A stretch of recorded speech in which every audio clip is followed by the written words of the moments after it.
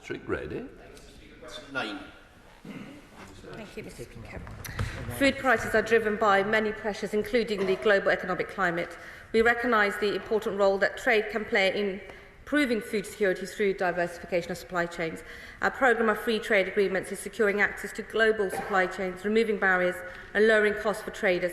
Furthermore, in 2022, 84% of agricultural and foods imports entered the UK tariff-free. By delivering trade deals and working with international partners, we're ensuring British consumers have access to good quality and good value food. Grady. In that case, perhaps you can explain why her government's plans for a £43 inspection fee on each consignment of food imported from the European Union represent barrier-free trade. Can she tell small food retailers, restaurants and their customers in Glasgow North when or whether they're going to have to pay this Brexit tax and the higher prices that it will lead to? And can she remind the House whether or not higher food prices as a result of Brexit were part of the Leave campaign's prospectus? Mr. Speaker, I know that the honourable member wants to put all of his anxiety on Brexit and forget about all the opportunities that we're securing with trade agreements around the world. The issue that he raises is fundamentally an issue that sits at the doorstep of the Cabinet Office, and DEFRA we're working very closely with them to resolve all of them. Grady.